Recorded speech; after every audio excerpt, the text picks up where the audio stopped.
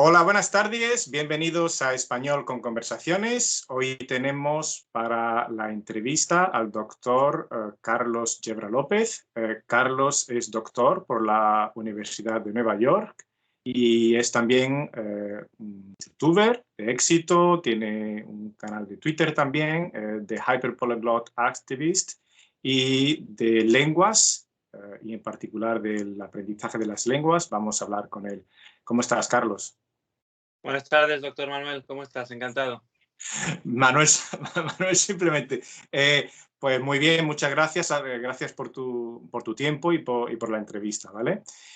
Vamos a hablar sobre el aprendizaje de las lenguas en general y cómo has llegado a dominar tantas lenguas concretamente. ¿De dónde te viene la pasión por el aprendizaje de las lenguas, Carlos?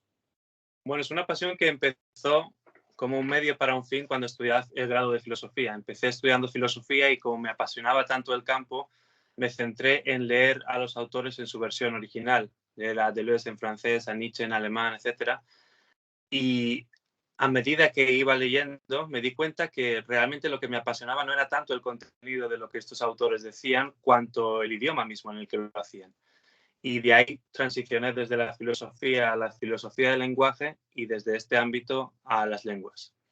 Entonces, la verdad que es un poco curioso porque muchas personas que aprenden lenguas dicen, no, yo lo hago para comunicar con personas de todo el mundo. En tu caso sería más bien para tener acceso a la literatura o al cine en lengua original, ¿no? ¿O no Sí, solo? bueno, una cosa es cómo empezó y otra cosa sería para qué lo hago. Pero sí, está relacionado. Empezó para tener acceso a la filosofía en el idioma original. ¿Y para qué lo hago? Tiene que ver con eso, tiene que ver con la posibilidad de tener acceso a las ideas tal como fueron expresadas en su versión original, pero también es para comunicarme con personas de todo el mundo y por muchos más motivos, desde la practicidad que tiene, por ejemplo, para la salud mental, el hecho de que aumenta la plasticidad neuronal, las capacidades cognitivas, etcétera. Hay muchos motivos, pero sí, el principal es tener acceso a ideas de todas partes del mundo, tal como son expresadas, y poder ampliar mis horizontes de entendimiento. Por supuesto. Y a mí me apasiona el tema de los hiperpolíglotas porque aprender una lengua, yo soy profesor de lengua, de español en Francia y también he trabajado de profesor de francés en Escocia, ¿no? Y yo veo el trabajo que cuesta aprender una lengua. Luego un políglota tiende a convertirse en hiperpolíglota. ¿A ti de dónde te viene esta afición? ¿Solamente con el estilo de las lenguas, de las obras, o ya desde pequeño notas que hay algo en ti que te hace admirar o querer aprender este tipo de lenguas? Uh-huh. No, en mi caso no fue algo muy temprano. Yo siempre digo que yo sacaba buenas notas en inglés o en alemán o en francés en el instituto porque en general me gustaba estudiar. Tenía un talento particular para los idiomas. No era que algunos profesores veían que yo tenía un talento especial en, por ejemplo, inglés en proporción con la geografía o el conocimiento del medio. Entonces fue un desarrollo tardío a raíz de la filosofía, como digo. Y es cierto que aprender un idioma es un esfuerzo muy grande, pero eso no quiere decir que el aprendizaje de idiomas subsiguientes cueste lo mismo que el aprendizaje del primer idioma, ¿verdad? Como sabemos, cuando aprendemos un segundo, tercer, cuarto, quinto idioma, hay una progresión aritmética en cuán fácil es o difícil es aprender esos próximos idiomas. Entonces, aprender 8 idiomas no es 8 veces más difícil que aprender un idioma, ¿no?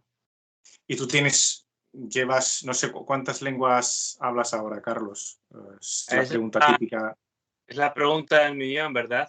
Sí. Pero es difícil de responder y Richard Simcott y otros políglotas han cuestionado las propias condiciones de posibilidad de esa pregunta, ¿verdad? Porque es difícil decir cuándo empieza un idioma, cuándo acaba otro, qué cuenta como lengua, qué cuenta como dialecto, cuál es tu nivel de fluidez en esa lengua y por tanto puedes decir que la hablas o no, etc. Pero podemos decir que más o menos 10 idiomas. Y 10 ahí idiomas. podemos ir en los detalles en cuanto al nivel, en cuanto si es un idioma, si es un dialecto, si es un criollo, etcétera, pero más o menos la respuesta corta serían 10. Y bueno, 10 está muy bien. Y para ti, digamos, hablando así con ligereza, ¿cuándo consideras tú que hablas una lengua? ¿A partir de qué letra? ¿De A2, de B1? ¿Cuándo te consideras a gusto en una lengua, digamos? Si hablamos desde el cuadro europeo de referencia, marco europeo de referencia de idiomas, según el cual, efectivamente, como bien dices, vamos del A1, es el nivel más básico, incluso A0, algunos hablan de A0, desde el A1 hasta el C2, siendo los niveles A1, A2, B1, B2, C1, C2. Entonces, yo considero que entre B1 y B2 alguien podría decir que habla ese idioma. Podemos entrar en discusión de pequeños detalles aquí y allá, pero creo que ese sería el rango. ¿Y qué te parece el hecho, por ejemplo, de que haya tantos políglotas que hagan demostraciones a, no sé, a un nivel A2, que cometan fallos? ¿Qué opinión te parece? Bueno, está claro que hay una proliferación de políglotas barra hiperpolíglotas en el sentido marxista del término, ¿verdad? Hay una fabricación industrial y no deja de ser un género. Es un género de YouTube, como hay géneros en la literatura, pues YouTube también tiene sus géneros y uno de ellos es, como bien has señalado con esa palabra tan certera, la demostración, ¿verdad? La performance, el showmanship del hiperpolíglota. Después, una vez entendemos que es un género, que no hay que tomar al pie de la letra, yo estoy centrado en mi trabajo y el nivel de otros no me interesa en el sentido de juzgarlo. Me interesa si puedo ayudarles o ellos me pueden ayudar, pero más allá de eso estoy centrado en mi trabajo. Y justamente tu trabajo ahora mismo en la Universidad de Nueva York, ¿en qué consiste, Carlos? Pues estoy en el departamento de lenguas y literaturas españolas y portuguesas y entonces la mayor parte del tiempo enseño español, cursos de lengua. Y después hay otros cursos también que estoy enseñando. Por ejemplo, hay un curso transversal a todas las carreras que se llama, es un first year seminar, se llama Lenguaje, Poder y Activismo. Y ahí explico un poco los temas que trato en The Hyperpolyglot Activist. Ideologías lingüísticas como el accentismo, native speakerism, qué significa un idioma, cómo aprender idiomas, este tipo de cosas. Y hablando de tu cuenta Twitter, de Hyperpolyglot Activist, eres muy activo, ¿no? en Twitter. Uh-huh. ¿Te gusta? ¿Qué piensas de Twitter en general? Y no es muy fácil la crítica, por ejemplo, el hecho de no puedo estar insultándote luego y decir tú no sabes de lo que estás hablando. ¿Has tenido buen feedback con todo esto? Uh-huh. Básicamente, mi participación en Twitter viene del hecho de que entiendo tanto The Hyperpolyglot Activist como la Dino 21, que son mis dos iniciativas, como iniciativas públicas. Esto quiere decir que lo que intento es llegar desde la academia a un público mucho más general, explicando ideas de la mejor manera que puedo, de una manera clara, visual, gráfica. Y parte de ese esfuerzo es diseminar estas ideas a través de redes sociales. Entonces, por eso, a eso obedece el hecho de que tenga una cuenta en Twitter y para que eso llegue a una masa crítica suficiente es necesario pues, hacer más o menos un post por día, que es un equilibrio entre lo que me gustaría hacer y lo que puedo hacer. Y después, comentarios, efectivamente, cuando uno se convierte en una cuenta a la que más gente tiene acceso, cuando uno tiene más atención pública, pues parte de esa atención es positiva y recibo pues, ofertas para entrevistas como estamos hablando ahora, o clientes para cursos, o consultas, o feedback positivo en el sentido de este vídeo me ayudó mucho para mi entrevista de trabajo o para mi curso en la universidad, y también negativos. Yo pienso que no tienes razón, no sabes de lo que hablas, o tu acento es así y así, o en fin, De viene todo, con ¿no? parte del pack. Y has hablado hemos hablado antes, pero me gustaría volver a sacar el tema, el Ladino 21, ¿qué es Ladino 21? Ladino 21 es una iniciativa pública para mostrar cómo se habla en ladino en el siglo XXI en todas partes del mundo. Y el ladino concretamente, ¿qué es? Ladino, también llamado judeo-español, es un idioma que está muy asociado a un colectivo étnico-lingüístico que son los judíos sefaradíes, que son los que fueron la comunidad de judíos que fueron expulsados de la península ibérica en los últimos años del siglo XV, 1492, 97, 98, y que después de esto se asentaron en general en los territorios que pertenecían al Imperio Otomano, lo que ahora sería Grecia, Turquía, etcétera, y después algunos de ellos emigraron a Israel cuando la creación del Estado de Israel en el 48, 1940. Y este ladino, ¿cómo suena? Bueno, no quiero que hables tampoco ahora, pero ¿sería una especie de español o...? No, esta es una de las preguntas que más me hacen y creo que es importante distinguirlo. El ladino es una lengua hispánica, sí. ¿Por qué? Porque su base gramatical son las lenguas ibéricas, el llamado ibero-romance, que se hablaba en la Edad Media en la península ibérica, y sobre todo el castellano, que después se convertiría en el español como lengua imperial, etcétera, etcétera. Pero hay que comprender que entre los siglos XVI y XIX la evolución del ladino en la diáspora otomana y la del español peninsular es en paralelo, pero prácticamente en aislamiento de uno con respecto a otro. Por eso incluso dentro del ladino hay varios dialectos, porque el ladino se desarrolla en los grandes centros de poder del Imperio Otomano. Belgrado, Sáfer, Viena, etc. Entonces, en cada una de estas partes, por ejemplo, el ladino de Estambul es muy diferente del ladino de Salónica. En Salónica se dice fillo para decir hijo y en Estambul se dice illo. Entonces, no solamente que el ladino no es un dialecto del español, sino que dentro del ladino hay todo un diasistema o grupo de dialectos. ¿Y hay entendimiento entre los diferentes dialectos del ladino o incluso entre el ladino y el español o el castellano? Sí, hay una inteligibilidad mutua entre el ladino y el español que no existe necesariamente entre el español y otras lenguas hispánicas como el chabacano, por ejemplo. Sí.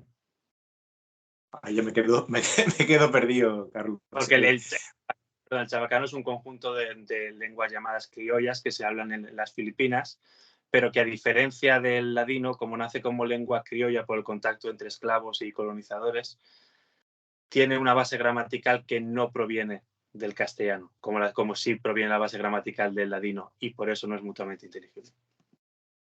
Súper interesante, Carlos. ¿Haces clases, das clases de ladino en Italki, por ejemplo? ¿O?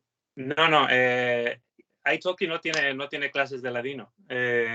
Y las clases de ladino que damos, las damos a partir de Ladino 21, que es la empresa comunitaria que formamos a raíz del archivo digital de Ladino 21. Nuestro archivo comenzó en 2017. En 2014 yo tengo contacto con el ladino por primera vez en Israel. En 2017 creamos el archivo digital Ladino 21 para mostrar cómo se habla en Nueva York, cómo se habla en Estambul, en Salónica hoy en día. Y después, en 2020 creamos una empresa comunitaria, Ladino 21, y en 2021 lanzamos cursos de ladino y hemos enseñado ladino a gente de todas partes del mundo. Argentina, Uruguay, Israel, Estados Unidos. Me imagino que siempre conectados con el mundo judío, quizás, o no forzosamente. En parte sí. Hay mucha gente que está interesada en el ladino como lengua de herencia para reconectar con sus antepasados, como parte de su identidad judía, étnico-lingüística. Hay otra gente que está interesada en el ladino como una lengua hispánica, ¿verdad? ¿Cuál es la diferencia con el español? ¿Cuáles son los aspectos en común? Entonces hay un mercado muy grande en América Latina, por ejemplo. En fin, hay diversas motivaciones, pero definitivamente la religiosa es muy importante.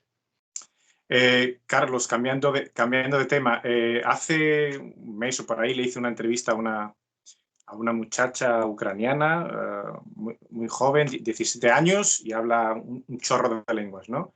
Y en uno de los comentarios aparecía, oye, te tienes que apuntar a Hipia. ¿Qué es Hipia? ¿No? Yo estoy aprendiendo cosas constantemente. ¿Qué es Hipia? ¿Y cuál es tu rol ahí? Los hispanohablantes lo llamamos hipia. Cuando hacemos conversaciones en inglés lo llamamos hypia. Bueno, cualquiera que sea la pronunciación significa the International Association of Hyperpolyglots, la Asociación Internacional de Hiperpolíglotas, ¿verdad? Y es una iniciativa creada hace pocos años, 5 o 6 años, por el doctor Usman Shohan, que es hiperpolíglota él mismo, y es una iniciativa social.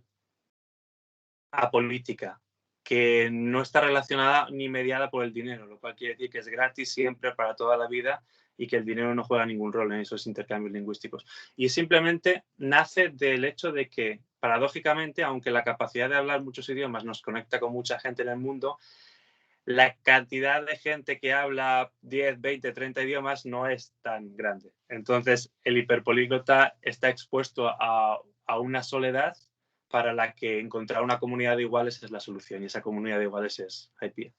¿Y cuál es tu rol dentro de... Dentro de Hypea hay 3 secciones.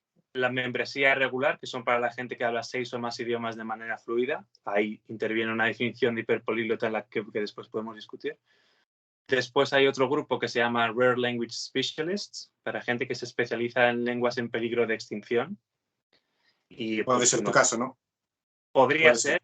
El problema es que la gente que tiene membresía regular no pueden ser especialistas en lenguas minoritarias y viceversa. Entonces, en mi caso ya era partícipe de la membresía regular y por eso no me postulé a representante de Ladino. Y la última iniciativa es Hypea Research. Es para gente interesada en investigar sobre el multilingüismo, que no necesariamente sean políglotas, aunque obviamente los políglotas también están invitados. Y entonces yo soy director de esa sección última de investigación, que es más una conexión con el mundo académico, que tiene que ver con lo que hablábamos antes de convertir la investigación en algo a lo que un público más general puede tener acceso y disfrutar. Hablando sobre políglota, hiperpolíglota, ¿hay un número medio? ¿Hay un número clausus para saber cuándo uno es políglota? ¿Cuándo se considera uno políglota o hiperpolíglota? La cuantificación de los idiomas, como hemos señalado antes, es problemática desde el principio, ¿verdad? Entonces, aunque lo hubiera, que no hay un estándar fijo, aunque lo hubiera, sería en sí mismo problemático porque cuantificar los idiomas es una ficción. Pero básicamente lo que hay es un rango, es decir, 6 es el mínimo, como por ejemplo en Hypea, y el máximo que he escuchado o que he leído es 12, 13 idiomas. Y la determinación de qué constituye un hiperpolíglota se juega en ese rango, entre 6 y 13 idiomas. Mi criterio es que debería ser 10 idiomas, porque, bueno, básicamente y en resumidas cuentas, podemos distinguir entre el políglota, entre el multilingüe, el políglota y el hiperpolíglota. El multilingüe es alguien que resulta que habla varios idiomas. Esto quiere decir que no se lo propone conscientemente, sino como resultado de las circunstancias en las que ha vivido. Mis hijos. Trabajo, etcétera. Ajá. Mis hijos, por ejemplo, ¿no? De manera orgánica. El políglota es alguien que se propone consciente y sistemáticamente aprender idiomas de manera seriada. 1, 2, 3, 4. Y el hiperpolíglota es lo mismo, pero con esteroides. Es decir, ha aumentado. Entonces, Hypea dice que 6 es el número, porque si fueran 7 u 8 o 9, se convertiría en un club demasiado elitista. Y puesto que Hypea es una iniciativa social en primer lugar, entonces tiene que bajar un poco el número de idiomas para poder llegar a más gente. Yo pienso que en la definición de qué cuenta como hiperpolíglota, los valores no son algo tan importante. Lo que debería ser más importante, el criterio principal es la destreza o la habilidad lingüística en esos idiomas. Entonces, por eso yo subo un poco más el número y pienso que son sobre 10. Y los que piensan que son 12, pues piensan que mi criterio no es suficientemente exigente en ese sentido, etc. Sí, porque yo me imagino que tú también lo habrás leído, ¿no? Ese libro de Babel No More, de Michael Erhard. Sí. No sé si decía 10 o 11 también. Dice, ¿tú crees que hay algún tipo de... tú, ¿no? Carlos, ¿tú crees que hay algún tipo de... algo natural que hace que uno se convierta en hiperpolíglota? ¿Se nace? ¿Se hace? Hay una oración muy, muy interesante en ese sentido en el propio libro de Erhard que dice hyperpolyglots are not born, they are not made, they are born to be made.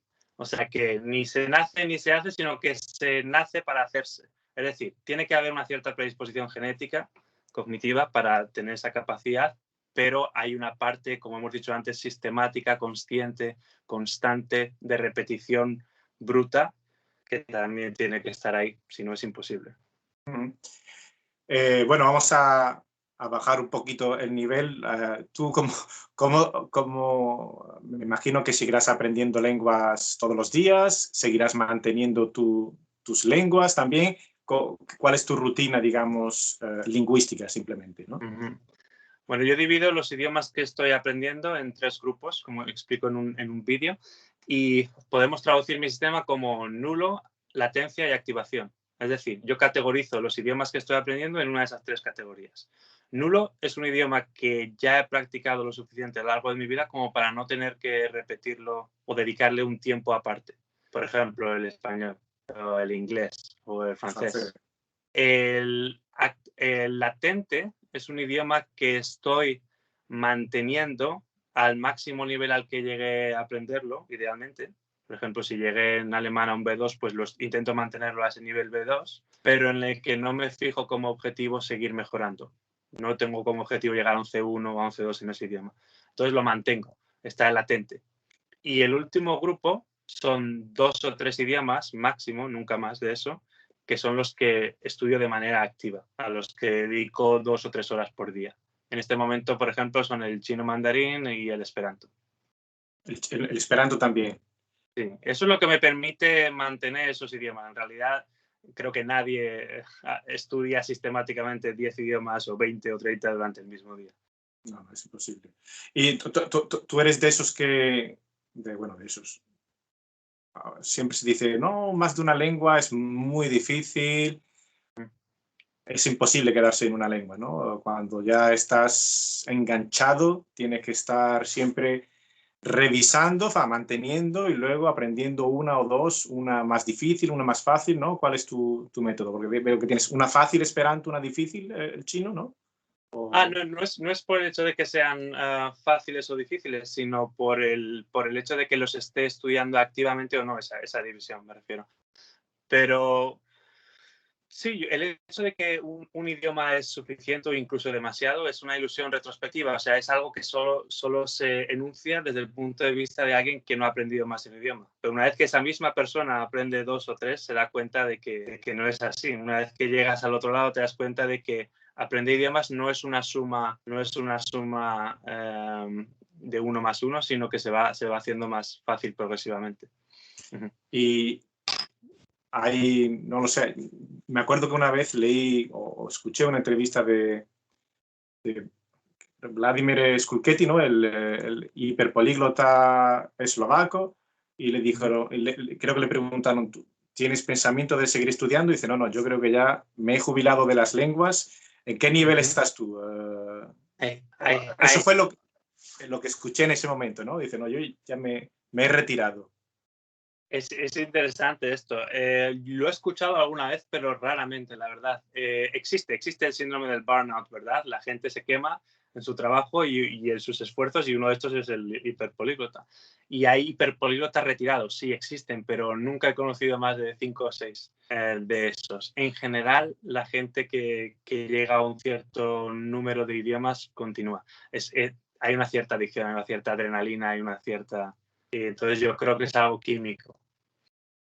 Algo químico interesante. Adrenalina, ¿no? Porque es verdad que yo personalmente últimamente me dedico más a conocer lenguas que a estudiarlas es decir, a conseguir un nivel A1 o A2 en varias lenguas y la dejo. No sé si es También, claro, es el aprender cosas nuevas, ¿verdad? Libera hormonas positivas, dopamina, adrenalina, etcétera. Es excitante, ¿verdad? Entonces, una de las dificultades de planear como políglota o hiperpolíglota es esa, es que tú planeas aprender unos ciertos idiomas, pero después, como decía John Lennon, la vida es eso que pasa mientras haces otros planes. Entonces, tú estás planeando aprender mandarín y de repente te aparece el chabacano en tus investigaciones y dices, ¿qué es esto? Y empiezas a leer sobre el chabacano y te ves un vídeo de Lang Focus y dices, quiero aprender chabacano. Entonces, eso siempre va a estar ahí y hay que calmarlo, hay que reservarle un día, una tarde, un tiempo restringido para que no se expanda el resto y no arruine el resto de esfuerzo sistemático que siempre tiene que estar ahí para mantener idiomas. Bueno, no quiero hacer tampoco entrevistas muy largas, Carlos. ¿Algo bueno que te ha aportado o que te haya aportado el mundo de las lenguas o el mundo youtuber, por ejemplo, a conocer a personas. Todo absolutamente. Sería más fácil responder a algo malo y tendría que pensar, sería más difícil responder a eso, pero algo bueno, todo absolutamente. El trabajo que tengo en Nueva York, la posibilidad de viajar, la posibilidad de conocer a gente, pero más allá de todas estas razones más o menos superficiales o banales, yo diría la principal razón por la que empecé, que es entender mejor el mundo, simple y llanamente. Entender mejor la psicología humana de las personas, cómo varía, cómo no, en diferentes culturas y por tanto, retrospectivamente, entenderme mejor a mí mismo. Pues después de eso no quiero añadir nada más, Carlos. Vamos a dejar la entrevista por aquí. Muchísimas gracias por tu tiempo y ha sido un placer. Muchísimas gracias, Manuel, y la mejor de las suertes con tu iniciativa en YouTube. Gracias. Hasta luego. Chao, chao. Chao.